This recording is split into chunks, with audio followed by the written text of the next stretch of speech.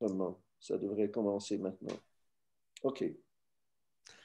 Eh bien, merci Étienne. Euh, je suis très content d'être là. C'est vraiment une invitation qui me touche au cœur.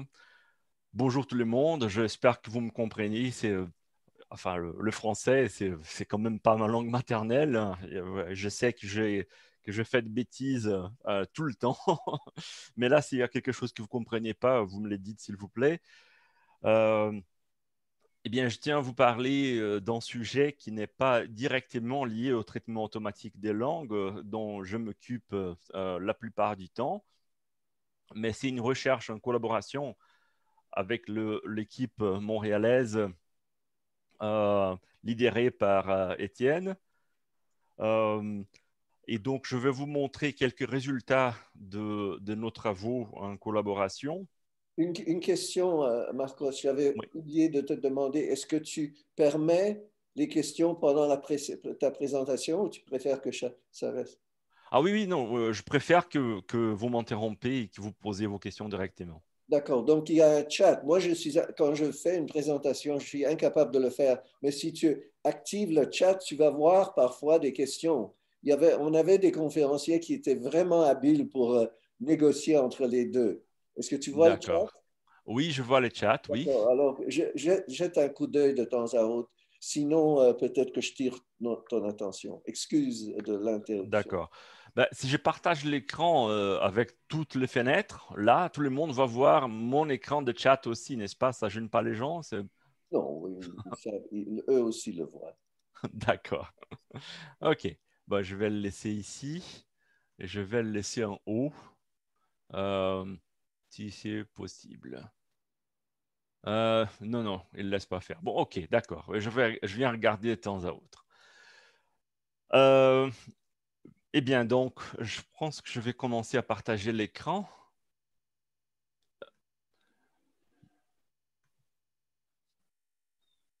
OK.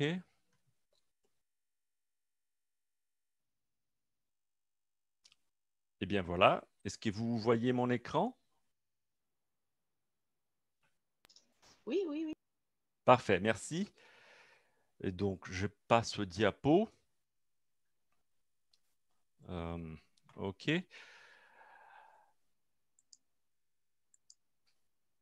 Eh bien, je viens vous parler de ça, de l'ancrage symbolique et d'une méthode pour essayer de repérer cet ancrage dans un dictionnaire de la langue anglaise dans ces cas, mais on a de bonnes raisons pour penser que les résultats sont généralisables pour tout genre de dictionnaire de n'importe quelle langue. On a déjà ici avec d'autres dictionnaires, surtout en anglais. Mais au-delà de ça, la raison pour laquelle on croit que ça peut se généraliser, c'est qu'on a un formalisme qui me semble simple et pleinement applicable à n'importe quel genre de dictionnaire en tant que, en tant que relation entre les mots définissants et les mots définis, n'est-ce pas?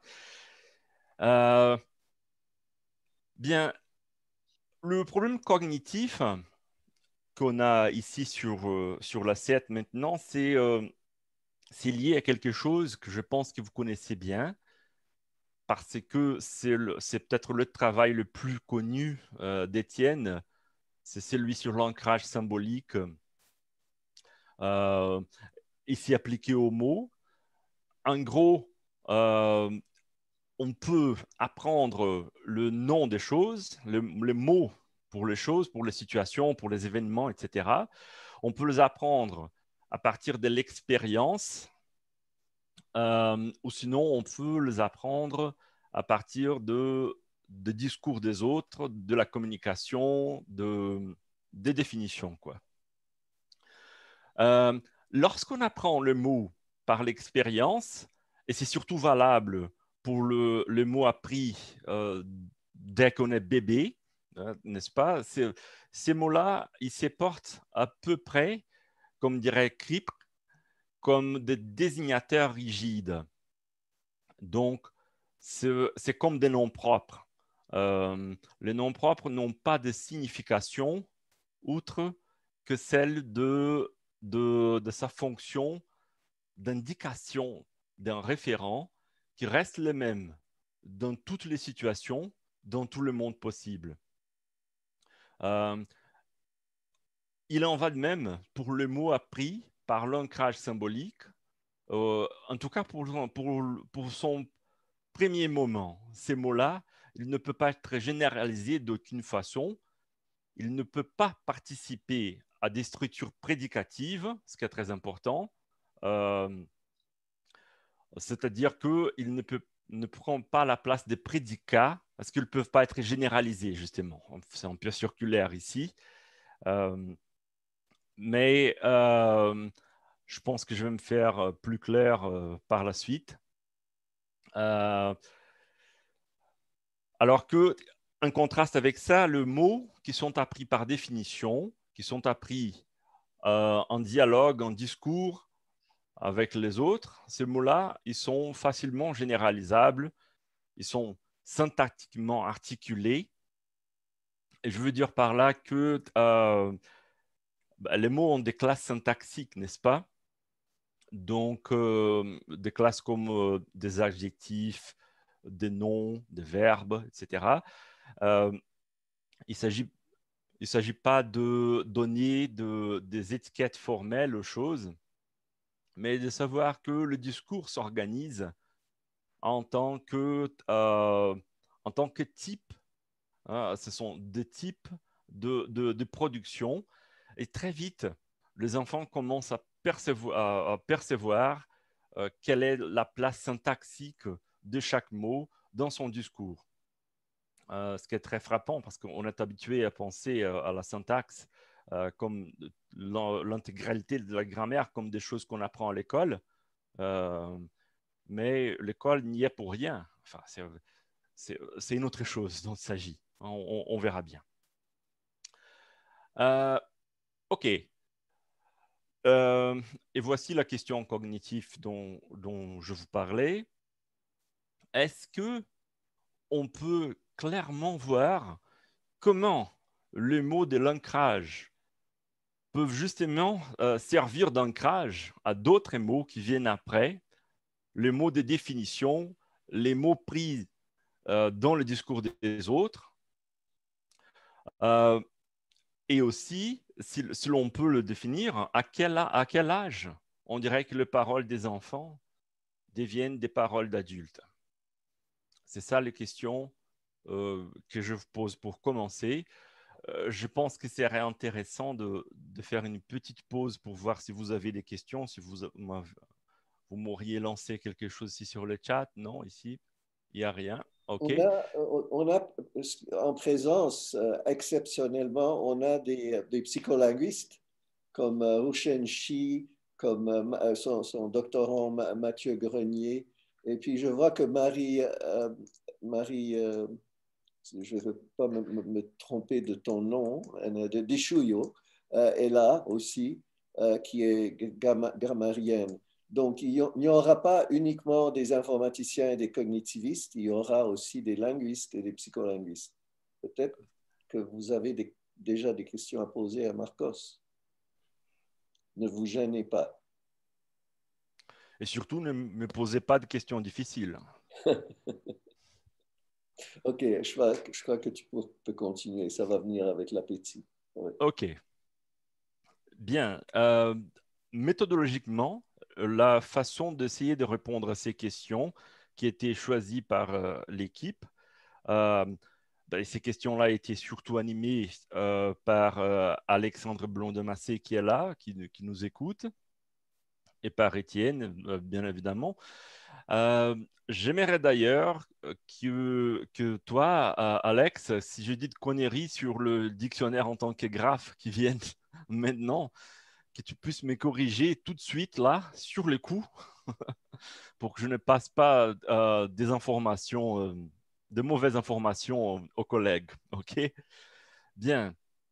Ce que je vous présente là, donc, c'est une façon de concevoir le dictionnaire en tant qu'instrument qui permettrait de diviser les mots liés à l'ancrage symbolique et les autres mots qui sont censés être définis par le mot d'ancrage symbolique qui était déjà posé au départ. C'est ça l'idée. Alors, il a un moyen d'essayer de repérer cette différence. Et il faut donc, je vous explique un peu les choses. L'intégralité de ces explications était dans un texte publié par l'équipe quelques années auparavant. Je peux vous passer les références complètes après. Mais bon, admettons que on puisse représenter le dictionnaire en entier comme un graphe orienté qui est un graphe contenant de sommets, bon, d'après leur nom en anglais, ici ils sont abréviés comme V, et puis des arrêts, ce sont des arcs qui connectent le sommet, le mot sommet du dictionnaire. OK? Donc, on a des mots qu'on doit définir et on a les définitions des mots. Tous ces mots-là sont connectés par les arêtes. OK? Bon, on commence par là. Puis, si l'on avait un dictionnaire complet, tous les mots pourraient être définis de cette façon-là. Pourquoi j'aimais ça de cette façon dubitative? Bien parce qu'il n'y a pas de dictionnaire vraiment complet, complètement complet. Et pourquoi? Eh bien parce que dans un dictionnaire complet, tout ce qui apparaît dans la définition devrait aussi pouvoir être défini à son tour.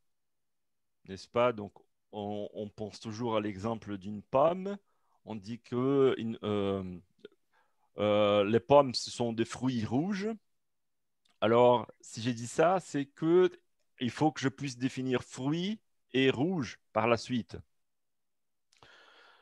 C'est très bien pour le cas des pommes, mais mettons qu'on veut le savoir ce que signifie montréalais. On verra forcément dans le dictionnaire apparaître Montréal dans la définition de montréalais. On ne peut pas l'éviter. Mais après, Montréal ne sera pas repris comme mot à définir.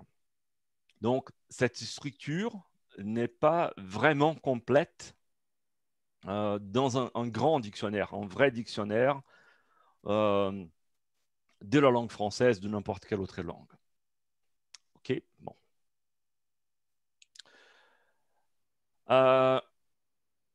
Et puis, on a déjà les sommets et les arêtes. Marcos, Maintenant, oui. il y a une question de Toufik qui demande Ah, quelle est la sémantique de la direction du graphe, l'orientation entre deux mots. C'est-à-dire, que veut dire les arcs? ah d'accord. Ah ben, ils veulent dire tout simplement que ces mots-là sont pris dans la définition des mots qu'il essaye de définir. Et puis, il y aurait aussi une valeur syntaxique, si l'on veut, parce que ce sont des chaînes des mots, n'est-ce pas? Donc, dans mon exemple antérieur, fruit rouge, rouge vient après fruit. Voilà, donc il y aurait une possibilité d'analyse syntaxique aussi, mais on ne l'a pas fait. On prend tous les mots comme comme on dit, comme un modèle bag of words. Hein. Je ne sais pas comment vous dites ça en français maintenant. Euh, mais vous comprenez, n'est-ce pas? Il n'y a pas de syntaxe là-dessus. Oui, OK. Merci, Toufik. Puis, Anna Maria demande, y a-t-il des principes qui limitent la forme des graphes? Des principes. Fort belle question. Ben, moi, je dirais qu'en principe, non. Il y a rien qui limite cette forme-là. Mais il y aurait, on va voir des structures qui sont générées par cette façon de lier le mot. Euh, et je ne sais pas si l'on pourrait appeler ça une forme au sens qu'on a en tête ici. Mais bon, on verra bien. Alexandre, veux-tu t'exprimer là-dessus pour répondre à Anna-Maria? Alex? Oui, désolé. La question, c'est... Y a-t-il des principes qui limitent la forme des graphes de dictionnaire? OK. Donc, effectivement, c'est tout graphe orienté peut être vu comme un dictionnaire, mais on ajoute une contrainte. C'est un choix, là, quand on l'a défini, on a décidé de faire comme ça. Il ne peut pas exister de mot de sommet qui n'a aucun prédécesseur. Donc, comment ça se traduit, cette règle de graphe-là? C'est que tous les mots doivent au moins avoir une définition non vide.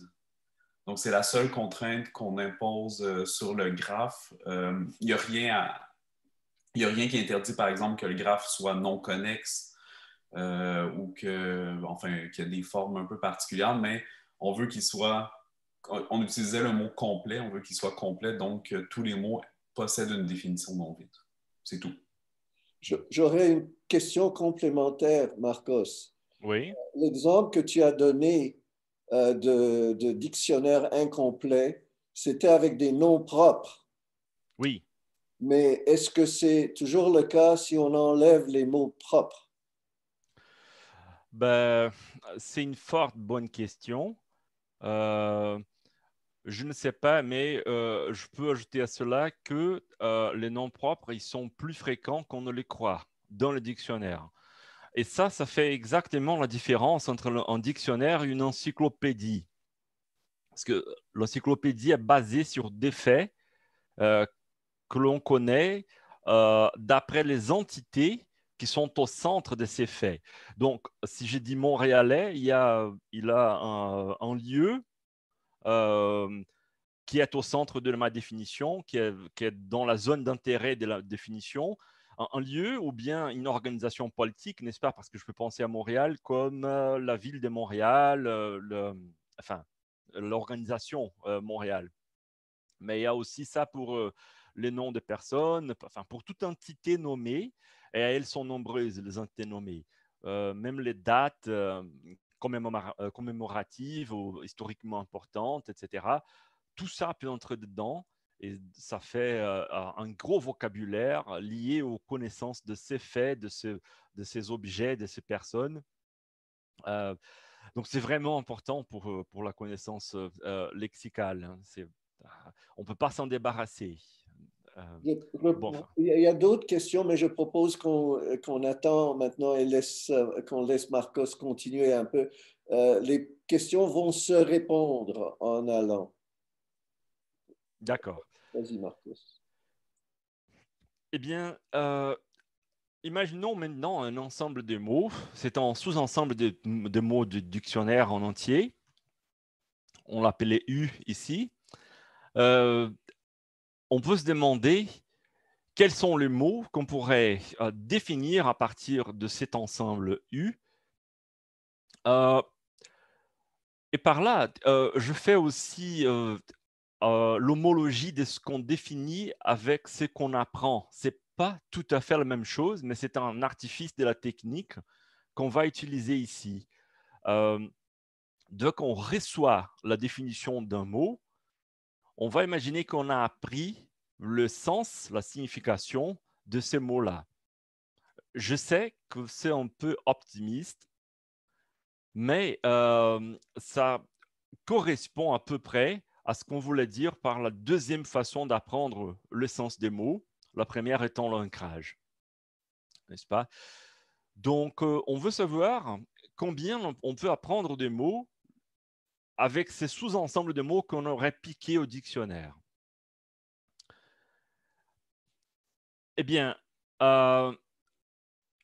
mettons qu'on ait maintenant un mot particulier, petit u, qui soit définissable à partir des grands U,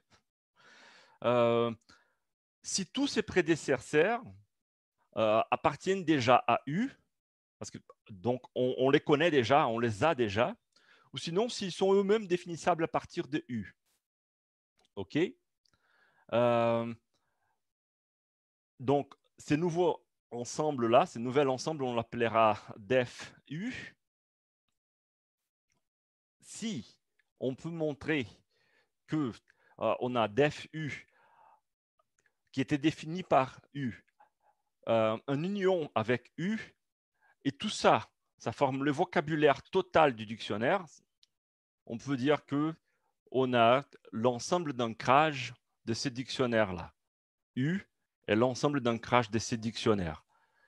Sinon, il sera peut-être l'ensemble d'ancrage d'une partie du dictionnaire. Mais s'il peut toucher aux définitions du dictionnaire entier, alors là, il sera dit l'ensemble d'ancrage du dictionnaire. Voilà, c'est le concept d'ensemble d'ancrage. Dans le dictionnaire, n'importe quel dictionnaire, on aura plusieurs ensembles d'ancrage. Le tout premier d'ensemble d'ancrage est bien entendu le dictionnaire lui-même, l'intégralité du dictionnaire. Ensuite, une question intéressante et difficile est celle de la cardinalité des ensembles d'ancrage. On veut qu'elle soit la plus petite possible parce que ça correspond à dire qu'on peut définir beaucoup avec très peu.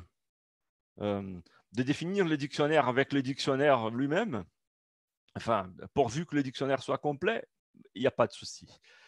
Mais maintenant, on veut partir d'un petit ensemble, de cet ensemble-là, définir tous les autres mots. Bon, ok, ça revient même. Ces genres d'ensemble est appelé ensemble minimal, ensemble d'ancrage minimal. C'est juste leur nom. Il y en aura plusieurs dans chaque dictionnaire. Et en voici pour les informaticiens. Calculer tous les ensembles minimaux d'un dictionnaire, d'un vrai dictionnaire, d'un dictionnaire réel des langues, est un problème NP difficile. On aura une explosion exponentielle de définitions parce que les définitions partent en dispersion, n'est-ce pas? Donc, à chaque mot qu'on définit, il y a des mots qui définissent ces mots-là, et ainsi de suite. Et c'est ça ce qui rend le temps de computation en temps exponentiel et en problème, il caractérise ces problèmes comme NP difficiles.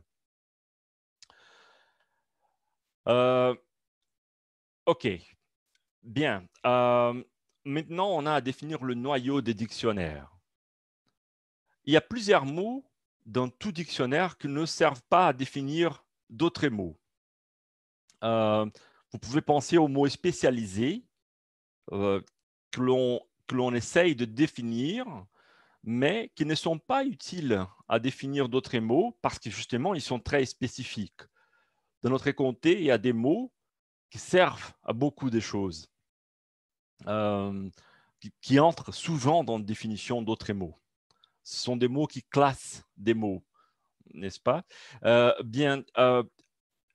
Ces mots-là, des mots rares, des mots très techniques, etc., ils peuvent être enlevés de la structure de définition sans gêner aux définitions d'autres mots. Là, je vous chante un peu de nomenclature de la lexicographie. L'ensemble des mots qui sont définis dans le dictionnaire sont appelés la microstructure du dictionnaire. La microstructure est composée par les entrées du dictionnaire. Et puis, les définitions sont appelées la macrostructure du dictionnaire. Alors, ce qu'on fait avec les graphes, c'est de lier la microstructure à la macrostructure du dictionnaire autant qu'on peut. Bien. Donc, une fois qu'on aurait enlevé les mots qui ne servent pas à définir d'autres mots et qu'on les aurait enlevés tous, on aura le noyau du dictionnaire. C'est un sous-graphe du dictionnaire. Et ce sous-graphe représente les mots qui sont effectivement utilisés pour définir d'autres mots et rien d'autre. Donc, avec les noyaux, on peut définir le dictionnaire entier, dans son intégralité, hein, en ne laissant rien dehors. Le noyau est unique à chaque dictionnaire. Dans le double sens de ce concept, il est unique parce que chaque dictionnaire possède son propre noyau, même si ce sont des dictionnaires de la même langue. Et puis aussi parce qu'il y a un seul noyau à chaque dictionnaire. Juste pour vous donner une idée de la proportion que le noyau occupe dans un vrai dictionnaire, on va baser l'étude qui est ici sur le dictionnaire de Langman. Et dans ce dictionnaire-là, le noyau occupe 8% de la totalité des mots qui sont dans le dictionnaire. Donc, avec 8% des mots du dictionnaire, on peut déjà définir le dictionnaire en entier. Mais encore, il faut choisir le bon mot, n'est-ce pas? Ce n'est pas 8% des mots pris au hasard, bien entendu. Voilà.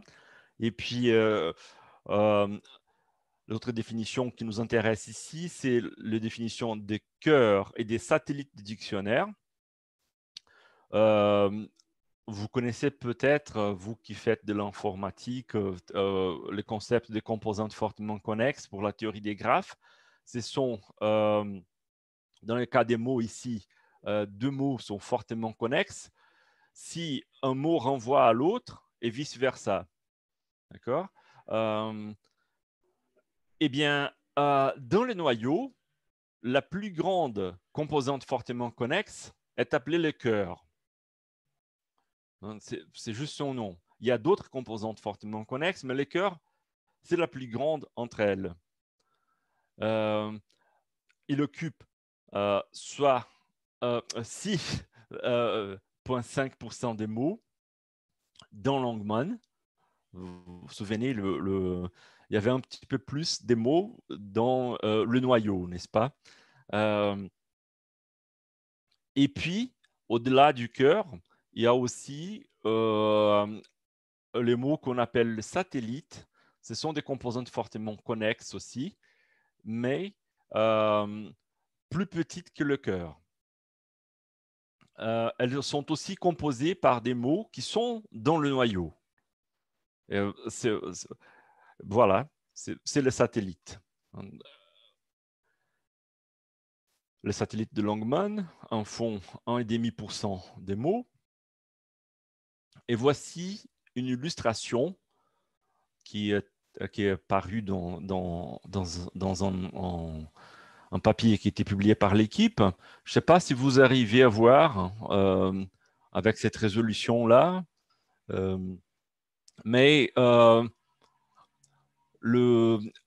cette zone grise ici correspond au dictionnaire dans son intégralité. On détache le noyau ici, appelé kernel en anglais. Le dessin ne montre pas la proportion réelle des mots, d'accord? C'est pas ça, n'est-ce pas? Mais c'est juste pour dire que les mots qui sont là sont dans le noyau. Les mots qui sont en dehors font partie de ce qu'on appelle le reste du dictionnaire, faute de mieux. Et sinon, ici, dans le noyau, on a les cœurs, sa plus forte composante, sa plus grande composante fortement connexe. Et puis, ici, on a un ensemble minimal, vous voyez, qui était défini en utilisant des mots qui sont dans le cœur et des mots qui sont à l'extérieur du cœur. Ce dictionnaire-là existe vraiment. Je pense que vous n'arriverez pas à lire les mots qui sont dans le boulette, là, mais c'est un dictionnaire à 32 mots qui était issu du jeu du dictionnaire. C'est quelque chose qu'on a créé pour voir, pour permettre des calculs des ensembles minimaux, par exemple, avec un univers qui est petit des mots, et comme quoi l'explosion exponentielle ne fait pas ces dégâts-là qu'on aurait avec les vrais gros dictionnaires. On peut donc faire des hypothèses intéressantes avec ces dictionnaires-là.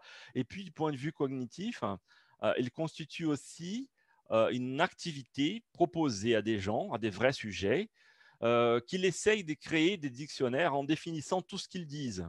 Donc, on met un mot au départ, la personne doit définir ces mots, et tous les mots qu'il utilise pour définir le premier mot, il doit définir à leur place aussi, et ainsi de suite.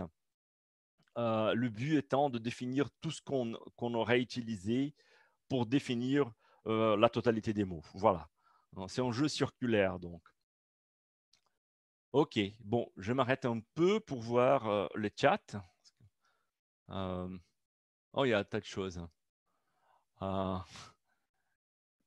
Alexandre t'a aidé, il a répondu à quelques questions, mais il en reste. Je ne crois pas, ça va jamais terminer si tu traites toutes les questions. Ce que je note, c'est qu'il y a des questions qui vont, comme je dis, quand tu continues, la réponse viendra. Donc, c'est mieux D'accord. de ne pas traîner là-dessus. Mais, D'accord. mais une chose que je voulais te demander, est-ce que tu as une figure qui montre les vraies proportions, parce que ça, c'est les proportions dans un jeu du dictionnaire, et ça donne Oui. l'impression que le cœur est le plus petit, ensuite les satellites, l'ensemble des satellites est plus grand que le cœur, et puis le reste est très petit. C'est pas ça dans un grand dictionnaire. Est-ce que tu as quelque chose qui est plus proche des proportions dans les grands dictionnaires? C'est facile à faire, mais je ne l'ai pas préparé pour ici maintenant. Chloé, est-ce que tu as le beigne au bout de tes doigts? Je pourrais mettre la photo dans le chat. Oui, fais ça, s'il te plaît. Ok, Merci. je vais la chercher. Merci. OK, continue. OK. Eh bien, bon, voilà ce qu'il faudrait dire à propos de dictionnaire en tant que graphe. Parlons à présent de l'acquisition. Et pourquoi comment ça s'associe à nos sujets principaux ici? Vous vous souvenez qu'il y avait des mots ancrés qui étaient réputés ancrés et d'autres qui ne le sont pas. Avec l'acquisition du langage par l'enfant, l'élection du lexique, on peut montrer que les mots du dictionnaire sont associés au schéma d'acquisition de l'enfant, c'est-à-dire que l'enfant aussi il manifeste un noyau, comme le noyau du dictionnaire, à partir duquel il pourrait définir tous les autres mots dont il aura besoin dans sa vie, même de sa vie d'adulte, etc. Il faut caractériser brièvement ici le processus d'acquisition. Je fais ça de façon absolument superficielle, mais vous savez que c'est un processus qui commence très tôt, dès que l'enfant est né, peut-être avant, il y a discussion là-dessus. L'enfant, il connaît à chaque fois plus des mots, davantage des mots. Il utilise davantage des parties du discours. Par là, je veux dire le verbe, adjectif, le nom, etc. Et puis, les domaines sémantiques des mots aussi s'élargit évidemment avec l'âge. On ne parle pas, disons, d'informatique quand on est tout bébé, hein, et on en parlera après, n'est-ce pas? Je vais laisser de côté pour cette présentation la discussion sur le domaine sémantique, juste parce que je n'ai pas encore des données suffisantes pour pouvoir mener cette discussion-là. Mais on en parlera après, peut-être, enfin, dans un autre moment. Regardez-moi ça. Ça, c'est la distribution des parties du discours dans les paroles des enfants avec une vraie base de données. Il faut que je fasse une petite explication ici.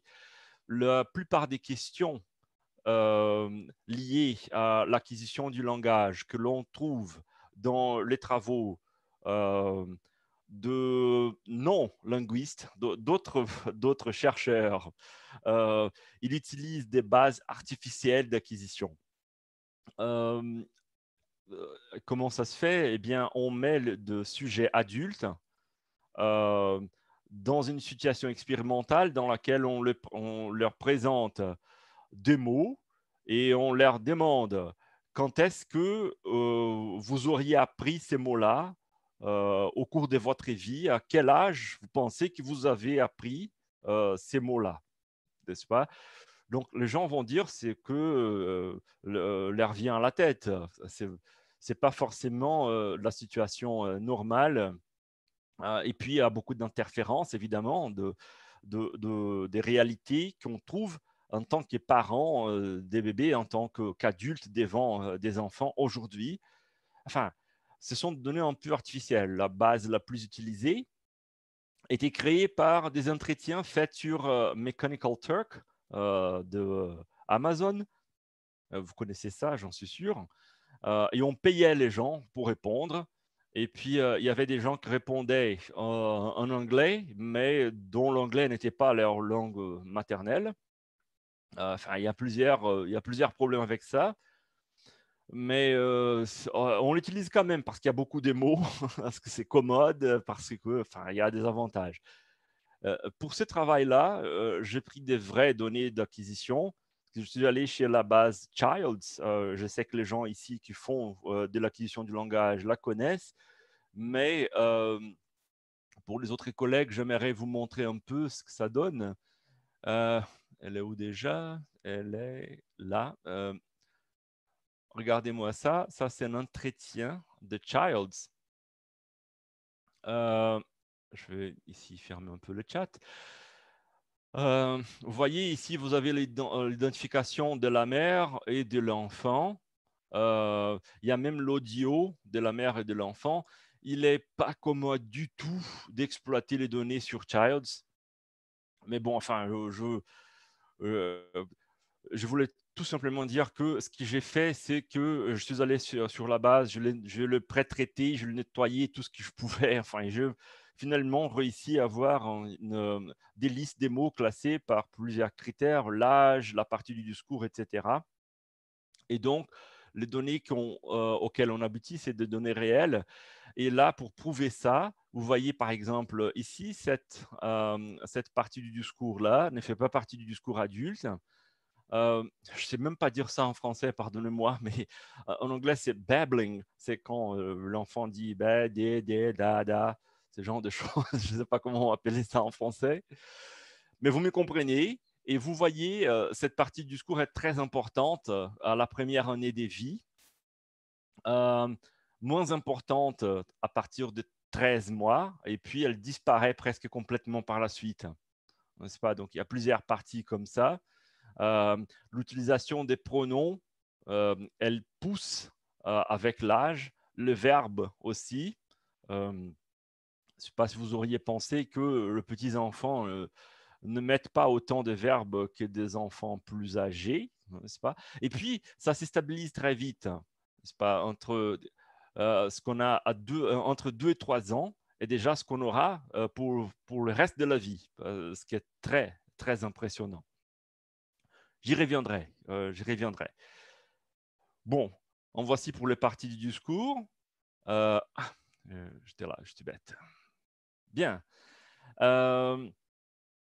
J'aimerais maintenant vous montrer quelques données descriptives. Je passe un peu vite sur ça, mais si l'on compare le mot des enfants avec la fréquence moyenne des mots dans des corpus du langage adulte. J'ai pris ici le corpus Brown. Ce n'est pas le plus grand, ce n'est pas le meilleur, c'est tout simplement le plus utilisé. C'est pourquoi je l'utilise aussi. Mais c'est un corpus de langue écrite, Brown. Et dans ces corpus-là, on verra que les mots dits par les enfants à la première année de vie, de 0 mois à 11 mois, donc, ont une très grande fréquence dans ces corpus des langues écrites. C'est-à-dire que les enfants utilisent des mots très courants au début de leur vie. C'est attendu. On s'attendrait à ça. Et puis, ça tombe régulièrement. Ici, j'ai mis une échelle logarithmique pour rendre plus nettes les différences. Elles sont, dans la pratique, dans une échelle linéaire, elles seraient moins grandes entre les graphes. Mais bon, enfin, les différences sont toujours là quand même. Vous voyez aussi que la fréquence se stabilise à partir des 4 et 5 ans pour le lexique. Donc, on a les stabilisations du lexique entre 4 et 5 ans. Et là, c'est déjà, je n'ai pas mis de données sur ça, mais c'est déjà la fréquence distribuée à peu près comme on a dans le langage adulte pour un enfant de 4 ou 5 ans. N'est-ce pas? Une autre chose que j'aimerais vous montrer, c'est ces tableaux-là, dans lesquels vous voyez les mots les plus fréquents en fréquence absolue dans chaque âge dans la base de données Childs. Ici, c'est 0 année, ça veut dire jusqu'à 11 mois et 29 jours d'âge. Le mot, entre guillemets, le plus utilisé par les enfants était « a ». Et puis « et puis « oh », etc. Tout ça était considéré comme des mots par les observateurs. J'ai gardé comme ils le faisaient. Je vais les enlever par la suite pour faire d'autres analyses parce que, bien évidemment, ça ne peut pas apparaître dans le dictionnaire, dans le corpus des fréquences, etc. Mais on commence par là. Donc, c'est ça le langage des enfants en distribution d'occurrence à leur première année de vie. Regardez-moi maintenant ce qui se passe avec au début de la deuxième année de vie, n'est-ce pas, entre 12 mois complets et 23 mois. On a ça, on a des vrais mots, no, why, can, to, some. Je fais la recherche avec l'anglais américain de plus, parce que c'est là où l'on trouve davantage de données et que l'on peut comparer aussi avec les données des dictionnaires qu'on avait déjà traitées. Puis, bon, donc ce sont déjà des vrais mots, même si l'on a des interjections comme celle-ci.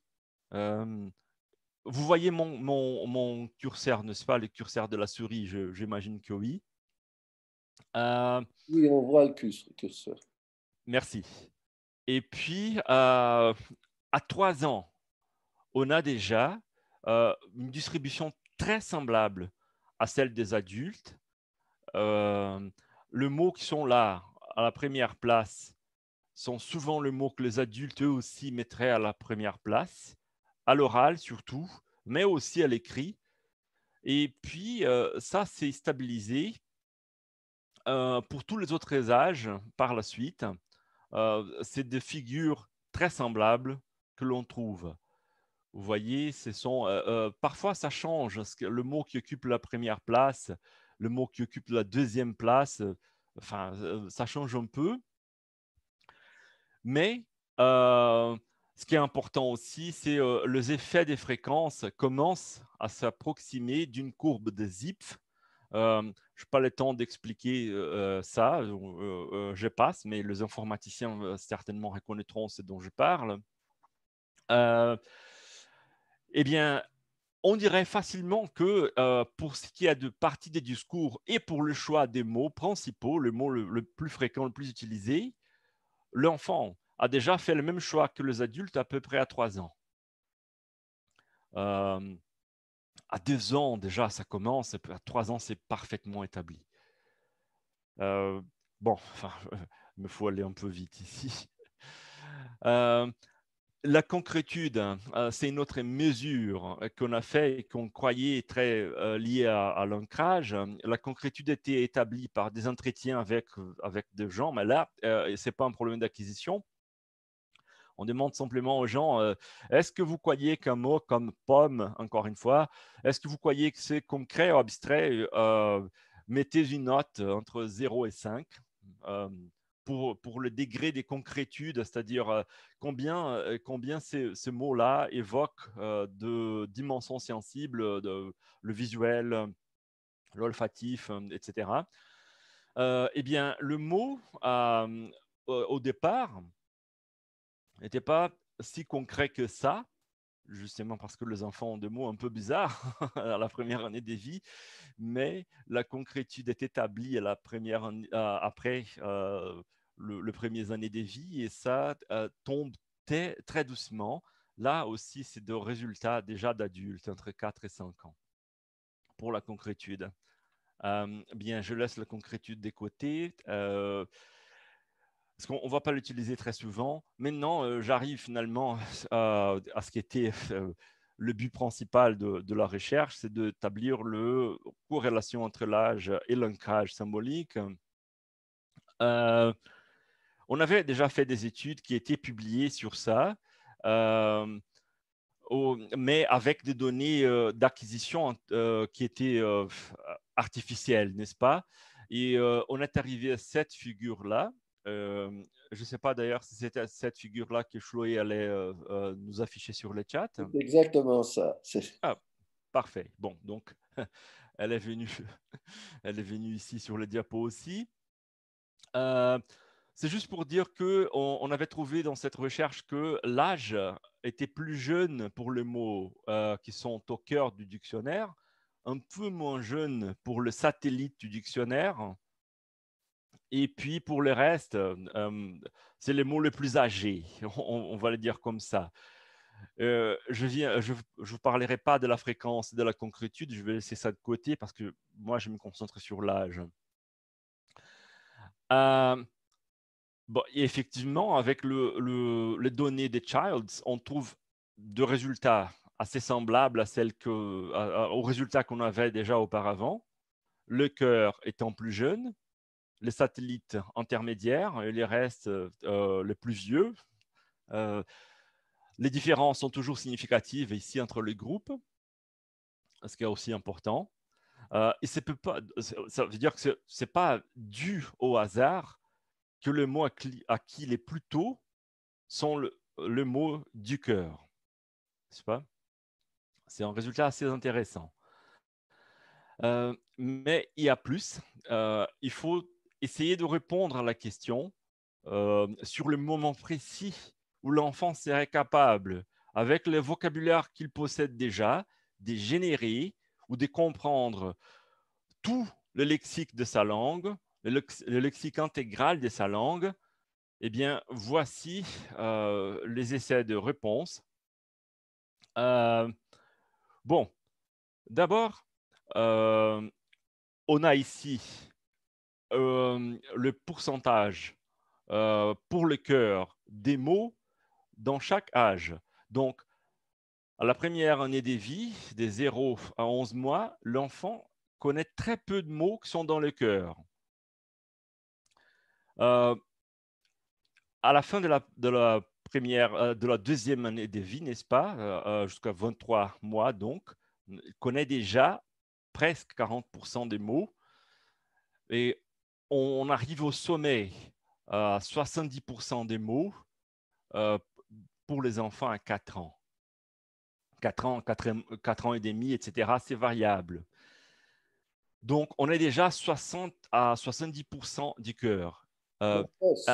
Oui, une question. Tu dis que ce sont des proportions.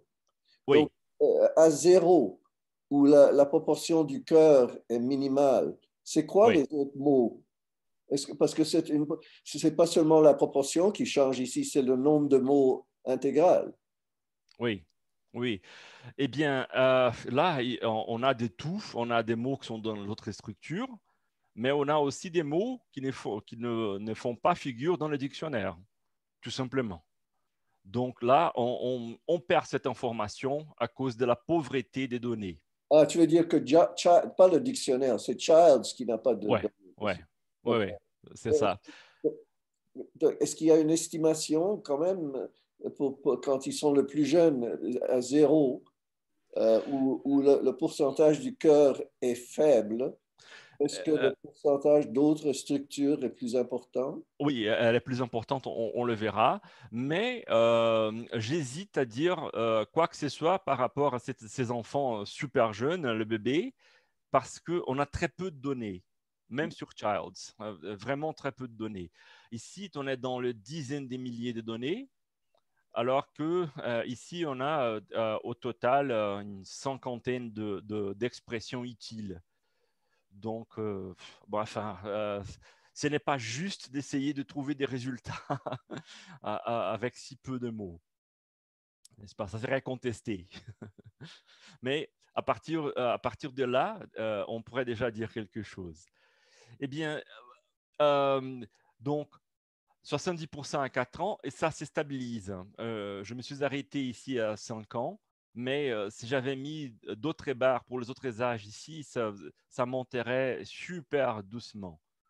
Et on n'arrive pas à trouver, même chez un adulte, 100% des mots du cœur. Ça, c'est certain. Et c'est une comparaison qui serait intéressante à faire aussi. Si on avait de données d'entretien d'adultes, on pourra le faire après. Bien. Ça, c'est pour le satellite. C'est une figure semblable à celle du cœur. Rien d'étonnant là-dessus. Parce que les deux font partie du noyau. Et vous vous souvenez peut-être, le noyau, je me suis trompé pour l'échelle ici, pardon, mais je me souviens par cœur des mots du noyau. On est à 63% du noyau à 4 ans. Ce qui veut dire que, vous vous souvenez, le noyau, c'est cette structure à partir de laquelle on peut générer le dictionnaire dans son intégralité. Alors, on peut déjà dire ça, à 4 ans, on a tout ce qu'il faut pour générer 63% de mots dans gros dictionnaire, sans exception. Enfin, 63%, c'est immense dans des mots dans un grand dictionnaire. Ici, c'est les mots du reste, n'est-ce pas? Et puis, ici, c'est… Oh, ah non, ça c'est l'ensemble minimal, pardon. L'ensemble minimal aussi permet de générer l'intégralité du dictionnaire. Vous voyez, c'est assez semblable au résultat qu'on avait pour le noyau, un peu moins que pour le cœur, c'est à peu près pareil. C'est un petit ensemble minimal ici d'environ 500 mots, mais qui permettrait de générer l'intégralité du dictionnaire aussi. Sauf que là, on a moins de possibilités de coïncidences, puisque le groupe est petit, très sélectif de mots. C'est quand même un résultat semblable à celui du noyau. Voilà, donc c'est comme ça qu'on peut essayer de répondre à cette question principale sur combien il en faut pour qu'un enfant puisse produire et comprendre le lexique intégral de sa langue. On répond ça avec une proportion. On ne peut pas le faire autrement parce qu'il s'agit d'occurrences concrètes ici. Donc, on dépend des corpus. C'est toujours des proportions, ce qu'on a. Et donc, on serait capable de générer un dictionnaire qui serait entre 60 et 70% de la taille d'un vrai dictionnaire avec ce qu'un enfant connaît à 4 ans. Voilà la réponse qu'on a pour l'instant. Merci de votre attention et de votre patience. Passion aux questions. Merci. Peux-tu départager parce que c'est Oui. mieux de voir les têtes. Ah, c'est moi qui dois partager. Ouais. OK, je te départage. Et puis je me départage moi-même. Et voilà tout le monde. D'accord, s'il vous plaît, si vous avez l'intention de poser des questions, soyez polis et allumez vos têtes.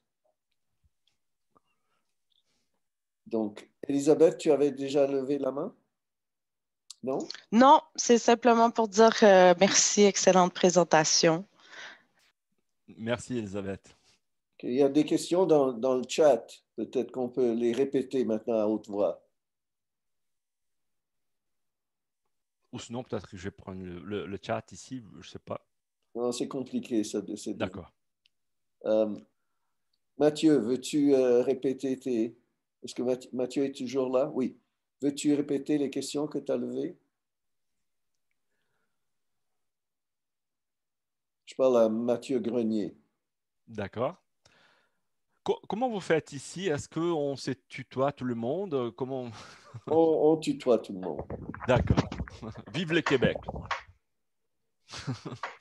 Non, c'était pas moi, c'était Mathieu Picard. Ah, c'est Picard. Vas-y, Mathieu Picard. Ouais, en fait, ouais, ça, dans les niveaux d'acquisition du langage, là, les âges, le graphique avec les mots puis le nombre d'occurrences, comme I, de, this, puis end, comme de 2 à 3 à 4 à 5 à 6 ans, ils sont tous dans les premières positions, mais les positions changent. Puis il y avait quand même une différence de comme 3700 à 4000, mettons, 4500 occurrences.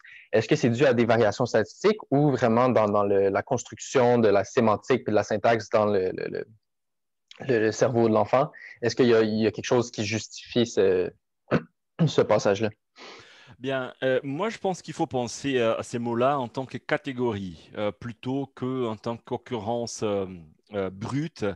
Et là, je ne fais pas les statistiques pour vous présenter ça en catégorie. Donc parfois, les mots coïncident ou sinon elles changent de place, comme tu viens de dire. Et ça veut pas dire grand-chose parce que d'abord, le nombre d'occurrences dans chaque âge, c'est un peu différent. Il fallait aussi contrôler ça. Mais en gros, je crois que ce qu'il faut penser, c'est que parfois, le changement de place, première, deuxième place, n'est pas vraiment important. Je pense qu'il faut penser en décalage de 2 ou 3 places à cause de ces effets. Parfois, on a 10 occurrences d'un mot par rapport à un autre et ça leur fait changer des places alors que ça n'a pas d'importance. Donc, il faut penser plutôt comme ça. On prend des tranches de 3 places et on les classifie comme ça. Euh, mais mais tu as raison, il va falloir que je prenne le temps de raffiner ces résultats pour pouvoir montrer des vraies catégories. Toufik, toi, tu as posé des questions. Tu veux parler à haute voix? Si tu es toujours là? Oui, tu es toujours là. Toufik, allume-toi. Seconde, c'est que je suis un peu malade, donc je tousse, je Non, peux non, pas. d'accord. Oh, Laisse-moi allumer. Mais est-ce que tu veux poser la question à haute voix? ah, oui, vu que moi, je suis en plein des théories de la sémantique, donc j'avais de la misère à me repérer dans les théories et catégoriser ce travail-là. Donc, j'aimerais bien avoir une idée sur les hypothèses théoriques du sens, puisque là, on parle du sens, et c'est vraiment quelque chose hein, un peu, voilà. J'aimerais bien avoir une idée sur les hypothèses. D'accord. L'hypothèse centrale est toute simple. C'est juste une hypothèse de définition de départ, c'est-à-dire on pose un mot et la signification de ces mots correspond à la définition de ce mot-là.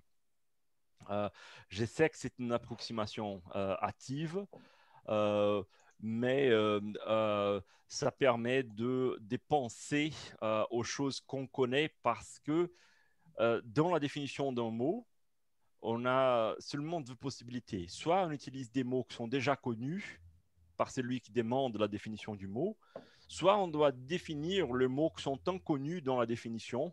Euh, et donc, ça nous revient au graphe, encore une fois.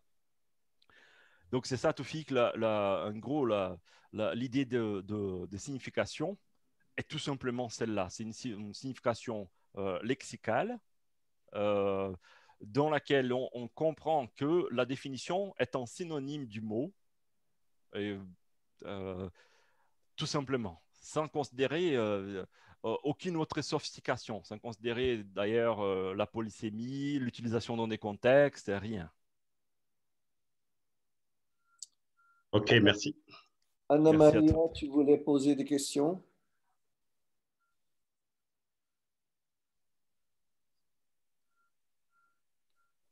Est-ce que, Étienne, je peux poser une question?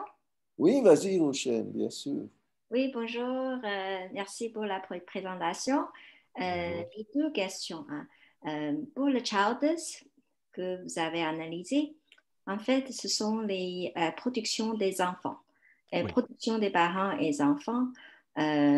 Pour les jeunes âges, c'est pas très fiable pour leur connaissance parce qu'ils sont très incapables de produire le langage. Lorsqu'ils sont un an, moins d'un an, c'est impossible. Ouais. Donc, leur vocabulaire réceptif est analysé, estimé par les questionnaires avec les parents. Donc, il y a des vocabulaires standardisés pour mesurer les mots connus par les enfants vers comme 6 mois, 7 mois, 8 mois. C'est assez significatif, il y a un ensemble de mots. Peut-être, je me demande si ça vous intéresse, si c'est le cas, je pourrais vous envoyer une, deux références. Peut-être ça pourrait être intéressant. Oui, oui, c'est tout à fait intéressant. Je vous remercie beaucoup. Les entretiens qui sont dans Child, ce sont des situations naturelles. Enfin, c'est juste un enregistreur au milieu du salon à la maison, de la cuisine. Enfin, donc, il y a un côté intéressant parce que vraiment, personne ne se préoccupe du fait qu'ils sont enregistrés. C'est donc intéressant de ce côté-là. Mais je m'intéresse, bien entendu, à toute autre base, à toute autre source d'information. Merci, Oui. c'est très généreux. Et c'est assez fiable parce que c'est les parents qui connaissent leurs enfants très bien.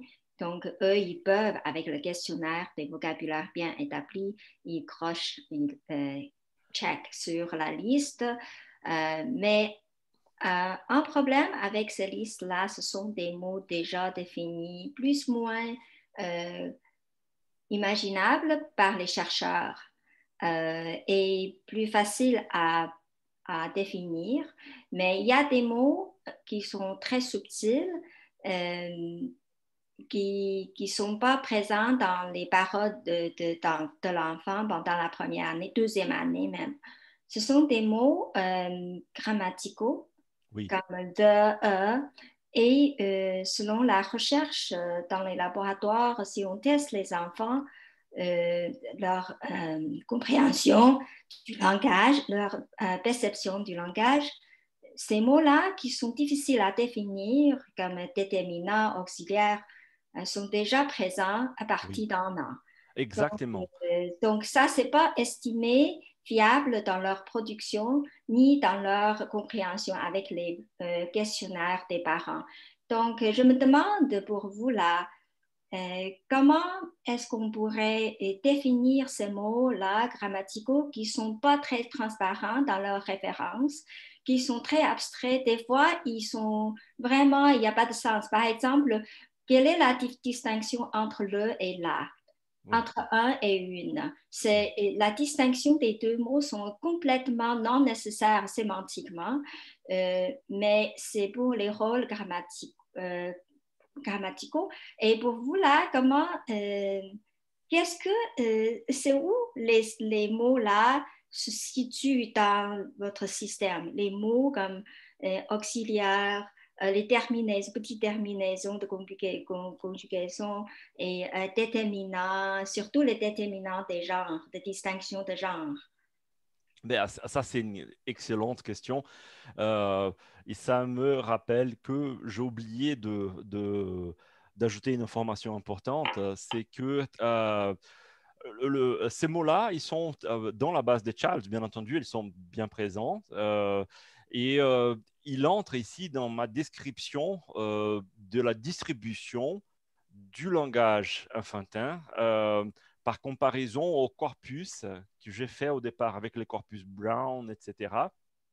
Ces mots, ils sont dedans. Mais dans notre travail avec la structure des dictionnaires, ces mots sont laissés dehors.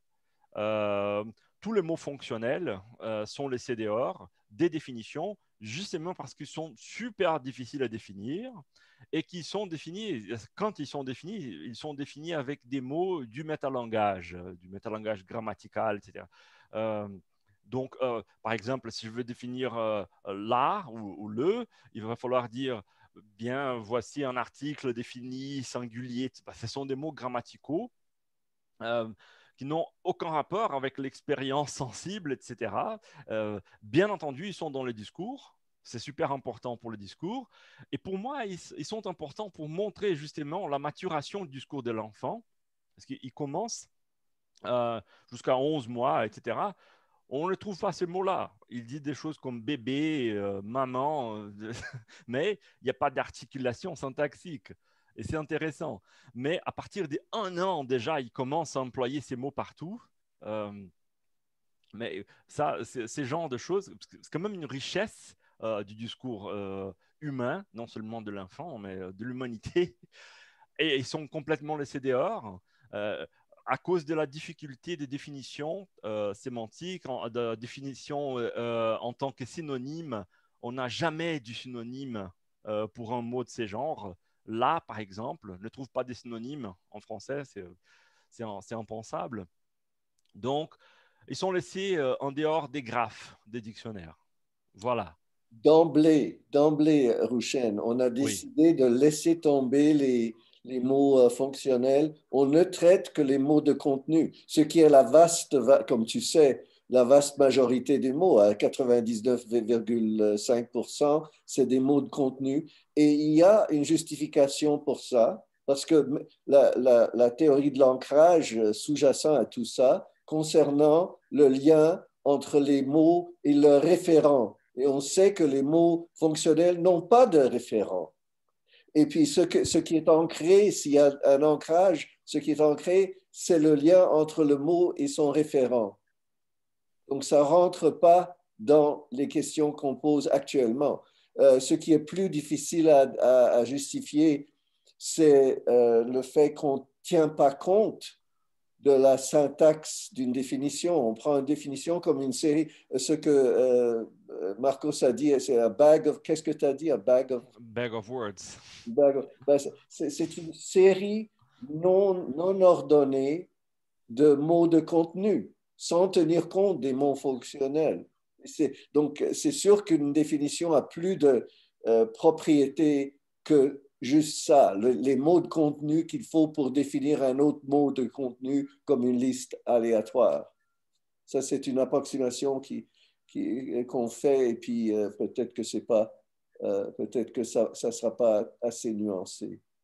Mais tu vois qu'on ne cherche pas le référent de le. Il y en a, par contre, quand on arrive à l'âge où on peut définir les mots fonctionnels, comme en utilisant des mots comme article a un référent. C'est le qui n'a pas l'article. Donc, pour définir le, il faut utiliser des mots de contenu, mais le n'est pas un mot de contenu. Moi, j'ai une autre question et peut-être aussi c'est la question pour les linguistes ici. La classe comme déterminant, cesseur, auxiliaire, ce sont des catégories grammaticales. Mais la classe de préposition, on dit que c'est la classe fermée. Mais selon certains linguistes, syntaxiciens, peut-être sémanticiens, Anna Maria, si vous êtes là, je me demande pour les prépositions, évidemment, comme prépositions comme dans, comme avant, il y a la sens un peu plus concret. Et est-ce que ces mots-là ils sont évidemment classe fermée. Est-ce qu'ils sont des mots comment on pourrait définir ces mots-là pour Marco, pour vous et Étienne, pour votre système, pour préposition? Ça se situe évidemment dans la frontière. Selon les théories, ça pourrait être les mots contenus, ça pourrait être les mots fonctionnels selon les théories? Oui. Eh bien, c'est une autre très bonne question, mais on les a laissés dehors dès le départ des graphes de dictionnaire en comprenant que ce sont des mots fonctionnels aussi. Ah oui. Même si je suis tout à fait d'accord avec cette idée selon laquelle le préposition représente des choses. C'est pas comme un article, c'est tout à fait différent. Une préposition, ça représente le monde entier. Ça se dit, je suis devant la maison. Il est évident qu'on peut figurer ça dans une scène spatialisée, etc. Enfin, ce sont des choses du monde. Mais on a laissé ça en dehors aussi. C'est peut-être dommage, mais c'est aussi difficile de classer les prépositions. C'est difficile de les catégoriser sémantiquement si ce n'est pas à l'aide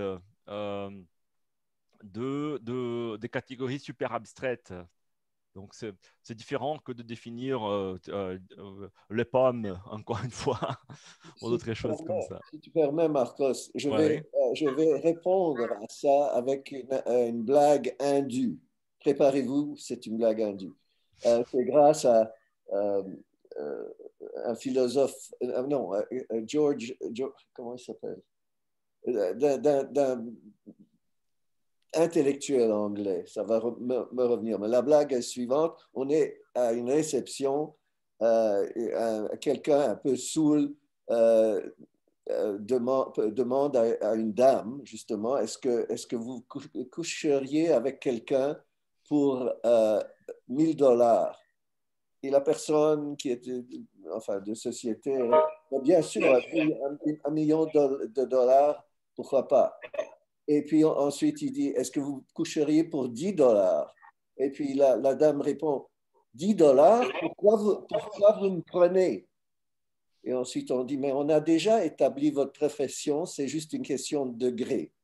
Maintenant,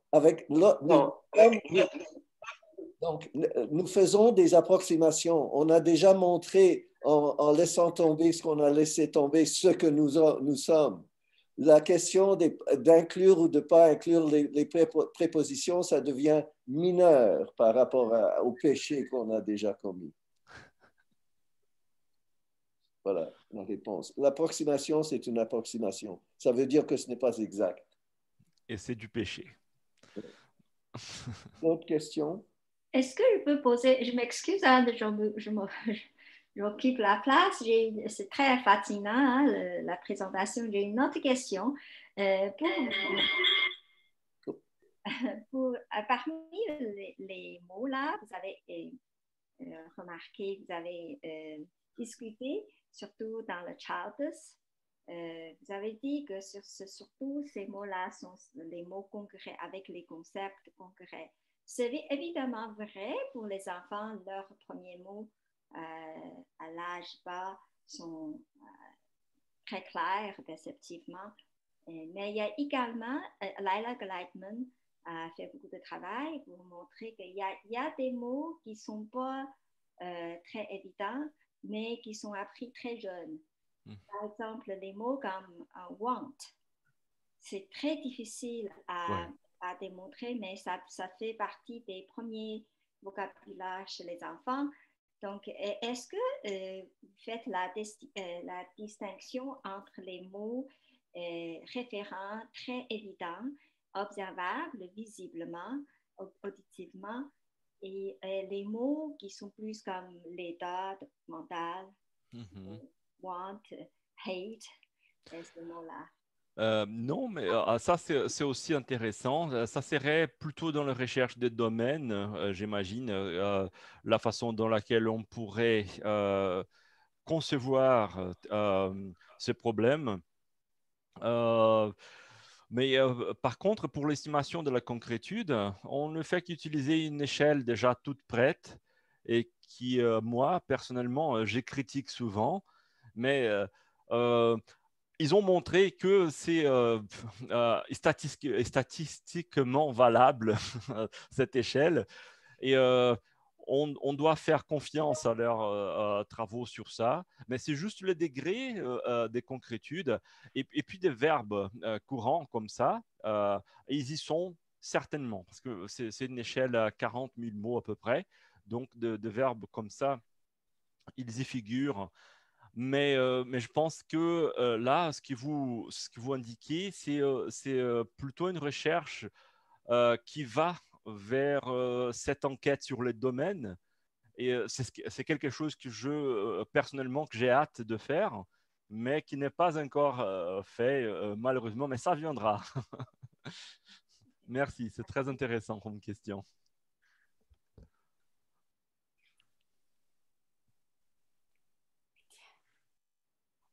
Est-ce que je peux poser une question? Oui, évidemment. Merci beaucoup pour cette présentation que j'ai trouvée fort intéressante. J'aurais quelques questions. Une question sur les définisseurs non définis ou les mots cul-de-sac, là, avec l'exemple de Montréal que j'ai trouvé super intéressant. Donc, on avait les Montréalais qui étaient définis en termes de Montréal, mais Montréal, lui, n'était pas dans l'entrée. Et ça me semble être une raison pragmatique. J'imagine qu'on ne va pas mettre dans le dictionnaire toutes les villes du monde entier. Oui. Donc, on ne veut pas avoir un dictionnaire trop gros. Donc, il y a une raison pragmatique pourquoi Montréal n'est pas là. Il pourrait être là, on pourrait le définir probablement en termes de longitude, latitude, bon, toutes sortes de choses. Et longitude, latitude, probablement en termes d'espace. Et là, espace deviendrait intéressant parce que lui, ce serait le vrai cul-de-sac ou le mot qui serait plus difficile à définir. Est-ce qu'on fait une distinction entre ces vrais et faux cul-de-sac-là? Ou y a-t-il un moyen de le faire? Eh bien, n'importe quelle tentative de solution d'essence référentielle comme ça tomberait sur des choses qu'on ne peut pas définir, comme l'espace, enfin, c'est vrai qu'on fait un pas vers l'abstraction si on fait comme ça, mais le problème c'est que Montréal, ce n'est pas toujours une place dans l'espace, c'est un endroit, c'est aussi d'autres choses. C'est le nom de plusieurs choses. Et là, on ne peut pas prendre ça en considération, mais je crois qu'une partie de la réponse aussi commence à être saisie par la façon de concevoir les dictionnaires aujourd'hui. Qui n'est plus comme on le faisait quelques années auparavant. Aujourd'hui, on prend plutôt le dictionnaire au sens global, encyclopédique aussi, comme Wikipédia et Wiktionary. C'est un peu la même chose. Ils sont en train de se joindre pour faire une sorte de connaissance totale de l'humanité. Et ce qui est bizarre, c'est que quand on va voir l'encyclopédie de Diderot et d'Alembert, ils mélangeaient les choses. Ils mettaient des entités, des événements à côté des concepts. On y trouvait la paix comme concept. Qu'est-ce que c'est que la paix? Et, à côté de trucs qui sont des entités, carrément des entités. Et aujourd'hui, je crois qu'on commence à reprendre ça parce qu'on a tellement d'informations disponibles et des moyens d'exploiter ces informations-là computationnellement. Même l'idée des définitions commence à tomber vers la distribution, c'est-à-dire on ne dit pas ce qu'une chose est, on dit où un mot apparaît et ça fait la définition en tant que possibilité d'utilisation du mot. Donc, ça commence à changer. Mais nous, on a travaillé avec des dictionnaires traditionnels. Ces dictionnaires-là ne comportent pas, malheureusement, ce genre de connaissances. Donc, Si je peux mais, oui. Ajouter, on a non seulement enlevé les mots fonctionnels, les prépositions. Selon notre profession, l'approximation est encore plus vague parce qu'on a enlevé les noms propres. Montréal et Montréalais ne rentrent pas dans ces dictionnaires-là. Mais c'est correct. Ça, disons que ça, c'est plus facile à défendre parce que du point de vue de l'ancrage, les noms propres, c'est pas ça. Le lien entre Marcos Lopez et cette personne que je regarde là, un individu, est tout à fait spécial parce que la plupart des mots, non seulement que la plupart des mots dans le dictionnaire sont des mots de contenu, mais la plupart des mots de contenu sont des noms de catégories et non pas des individus. Et ce n'est pas les individus qui nous intéressent. Et la raison pour laquelle ce n'est pas les individus qui nous intéressent, pas les catégories, c'est parce que les individus, comme on voit ici, ne se définissent pas, on les indique, tandis que les catégories ont des attributs. Et les définitions, en général, on définit une catégorie en donnant ses attributs. Et ce que Marcos n'a pas discuté, et c'était dans les questions dans le chat, alors d'où vient le sens des mots d'ancrage? Ça ne vient pas des définitions, c'est exprès pour ça que les ensembles minimaux sont réduits à tel point que ça définit tout, mais entre eux, ils ne se définissent pas. Ça vient d'ailleurs, et l'ailleurs, selon nous, c'est l'apprentissage des catégories sensorimotrices. Et c'est pour ça que la question de concrétude et abstraction est importante. Et moi, j'avais une question là-dessus pour Marcos. C'est ça, pas seulement le Childs qui a été raffiné, mais avec le Mechanical Turk, on a raffiné l'estimation de la concrétude. Peux-tu parler au moins de 2 sens de concrétude qui sont sortis? 2 sens Parce que maintenant, il y a une échelle sensorimotrice et une autre sens, une échelle de généralité qui est une autre sorte d'abstraction. Oui, non, mais on a demandé aux gens de classer le mot d'après leur aspect sensible. Donc, la question de l'abstraction n'entrait pas là-dessus. C'est juste pour dire, j'associe à pomme une image, un goût, une odeur, des choses de ces genres, une texture, etc. Donc là, pomme a tout ce qu'il faut, n'est-ce pas? Mais je sais pas, une montagne, par exemple, on a peut-être le visuel, mais pas le son, pas l'aspect tactile, etc. Donc c'est moins concret dans ce sens-là. Mais il y a l'autre sens aussi qui est la généralité, non pas le sens des moteurs. Mais ils n'ont pas pris en considération la généralité. Et je pense que c'est pour ça qu'ils ont mis cette échelle de 0 à 5, parce qu'on a 5 sens, et c'est tout. Je peux poser une question? Oui, vas-y. Alors, merci pour cette présentation. J'ai plusieurs commentaires et pour revenir sur ce que Roshan a dit. Alors, les catégories fonctionnelles, c'est bien difficile de s'en passer. Par exemple, quand on donne des définitions de mots. Par exemple, en français, où il y a pas mal de catégories fonctionnelles, même dans des langues comme le chinois, où c'est morphologiquement moins riche, mais il y en a quand même. Ces éléments-là sont absolument nécessaires pour la logique du langage humain. Oui.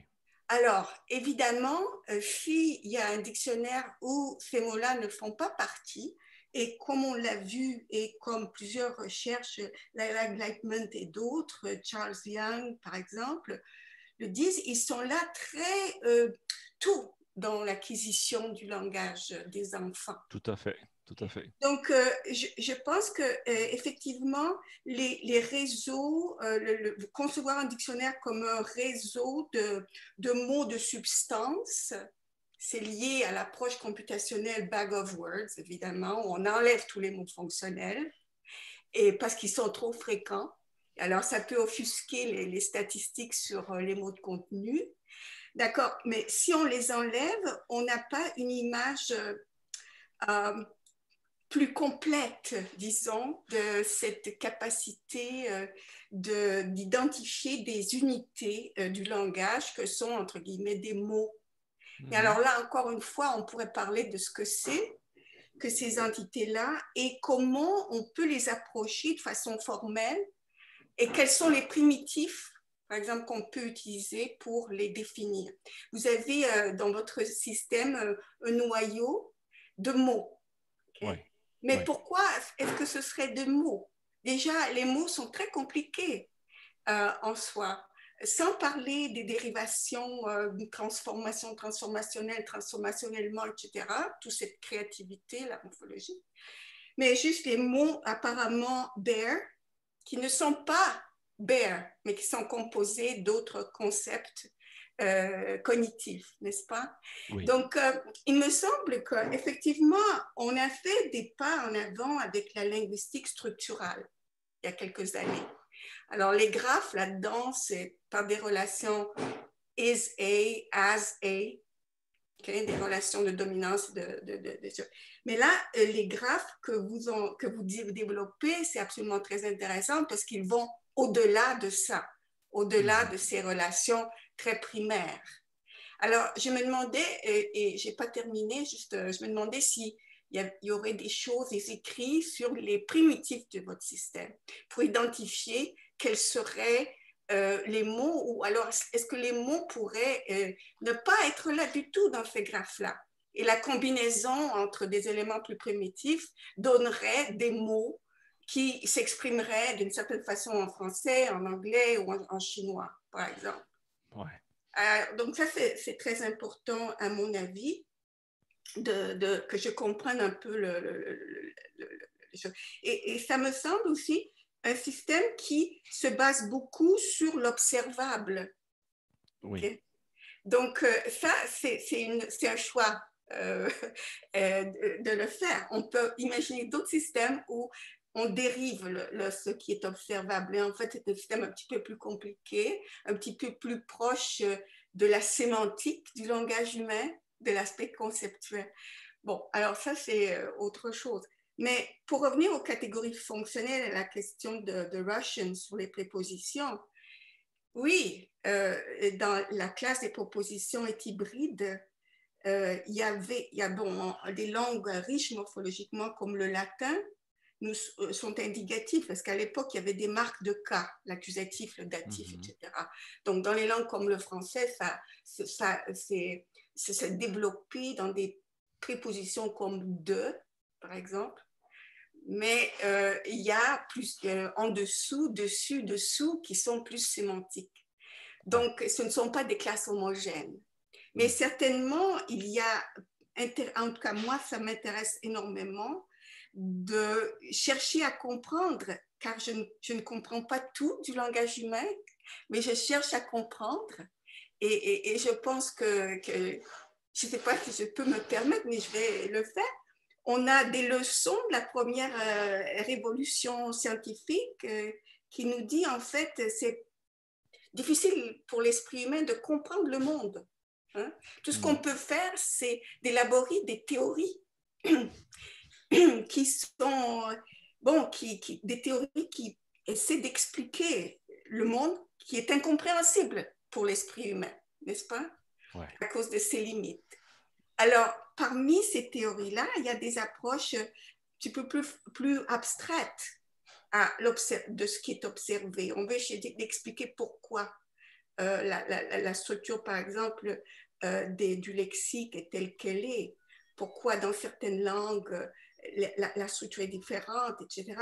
Donc, ce sont des questions très importantes. Et je vois que l'approche que vous prenez est tellement intéressante parce qu'elle s'allie avec aussi d'autres approches computationnelles, d'une part, et aussi qu'elle prend l'idée que, en fait, c'est le sensorimateur qui est un peu à la base de ça.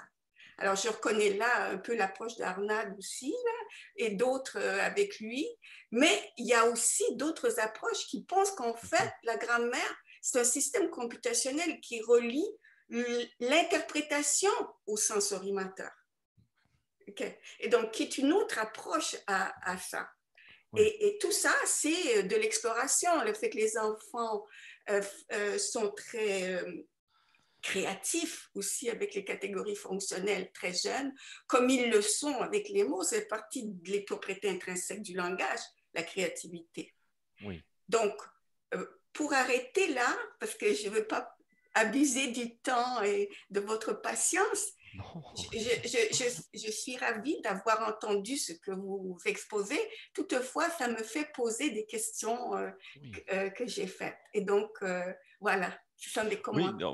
Oui, non, mais je vous remercie énormément parce que il y a plusieurs questions là-dessus que je me suis posé moi-même depuis des années déjà. Et puis, il y a d'autres questions peut-être encore plus intéressantes que je ne me suis pas posées jusqu'à présent, mais que j'aurai l'opportunité, auxquelles j'aurai l'opportunité de penser désormais.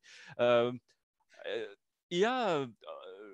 pour la question des prépositions, j'ai déjà pensé qu'on pourrait concevoir les dictionnaires sans les prépositions, comme un artefact sans les prépositions, juste pour faire simple. Donc, les prépositions n'entraient pas ni dans les mots à définir, ni dans les définitions des mots, d'après les graphes qui nous servent de modèle. C'est ça ce qu'on a comme hypothèse de départ, et on sait que c'est artificiel, c'est complètement artificiel, mais ça permet de formaliser les connaissances des catégories, outre que les catégories des mots fonctionnels, si importants qu'ils sont, les mots fonctionnels. Mais il est vrai que si j'ai dit que les pommes, ce sont des fruits rouges, et je laisse dehors des fruits rouges, bien, me faut quand même connaître fruits et rouges pour connaître ce que c'est que les pommes. Donc, c'est de la connaissance impliquée, mais pas totale, parce que cette partie de la langue qui est essentielle, non seulement au véhicule des idées, mais à la propre conception du monde, comme vous le dites. C'est laissé dehors, on l'a laissé dehors. Et puis, on avait songé déjà à une époque, je me souviens d'avoir discuté à propos de ça avec Étienne, d'utiliser une théorie conceptuelle plutôt que lexicale à la base des tout, si on pourrait le faire. On avait pensé à Wirth-Bika, par exemple, peut-être que vous la connaissez. Wirth-Bika pense un petit ensemble de concepts qui seraient à la base du lexique de langue du monde entier. Et on aimerait savoir s'il y aurait des connexions entre cette proposition qui est super intéressante des Wirth-Bika, et elle a fait ses recherches systématiquement avec des langues aborigènes en Australie. Elle-même, elle parle une dizaine de langues, toutes différentes, de langue slave, sa langue maternelle, etc. Mais à la fin, c'est difficile de rendre opérationnel un système qui part des concepts et pas du lexique. Parce que pour faire de la recherche empirique, il faut lexicaliser, il n'y a pas de choix. Et donc, c'est là que les choses commencent à se compliquer. Un commentaire? Oui, Ouais. tout à fait. Voilà, peut-être c'est le niveau d'abstraction que l'on permet au système. Voilà. Donc, le niveau d'abstraction nécessaire pour tenir en compte les prépositions, ça demande une logique de l'espace, ça demande aussi pour les accords une logique du temps, ça demande pour les déterminants, par exemple, ça demande des opérateurs existentiels universels. Et alors, ça devient un dictionnaire plus abstrait. Ouais. Mais qui prend en compte pas juste les mots de contenu, mais les relations logiques entre les mots de contenu. Ouais. J'ai du mal à ne pas prononcer de phrase sans les mots de contenu, parce que ça serait indéterminé. Je ne sais pas la signification que ce serait. Je pense... oui. Oui, je pense un peu à ces problèmes de la façon suivante. J'ai un autre travail, ça n'a rien à voir avec le groupe de Montréal, mais j'ai un travail en sémantique pure, en sémantique formelle, avec justement les prépositions spatiales. Et là, c'est lié à l'intelligence artificielle, si l'on veut, c'est de la représentation des connaissances. Pour faire en sorte qu'on puisse communiquer avec des robots qui doivent bouger dans l'espace, etc. Eh bien, la question qu'on a là-dedans, c'est qu'on peut représenter les prépositions et leurs relations spatiales, le rendre schématique et par là utile pour les robots, pour la navigation spatiale et tout. Mais quand on dit en système computationnel, par exemple, qu'il y a des poissons dans la mer, le système ne sait rien ni des poissons ni de la mer. Il ne sait pas, par exemple, que les poissons sont sous l'eau, sur la surface de l'eau, et pas qu'ils volent au-delà de la surface de l'eau. Dans notre monde, bien sûr. Oui, dans notre monde. Tout le monde là. Mais c'est ça ce qui rend difficile de représenter les choses au complet. Alors, je vois que dans la question de l'ancrage, on essaie justement de prendre cette connaissance d'après laquelle le poisson nage sous la surface de l'eau et pas le contraire. Et dans l'autre travail, on a de la misère à communiquer ces bouts de petites informations essentielles qui ne sont pas là. Donc, il faut faire le choix toujours. On n'a pas de système complet. Oui, mais juste une dernière commentaire. Ouais. C'est un peu le problème des langages informatiques et de l'approche de l'intelligence artificielle actuelle, n'est-ce pas? Oui, tout à fait. Qui se base sur pattern matching et statistiques d'une part. Et ça dépend du monde d'interprétation qu'il faut définir. Ouais. Alors, je m'arrête là. Mais une dernière question, parce que Rouchen a levé sa main et ensuite on va dire merci à... Oui, d'accord. Rouchen, tu es toujours là? Non, non, je m'excuse. J'avais... Ta main était levée, d'accord. Alors avec ça, je vais d'abord couper l'enregistrement.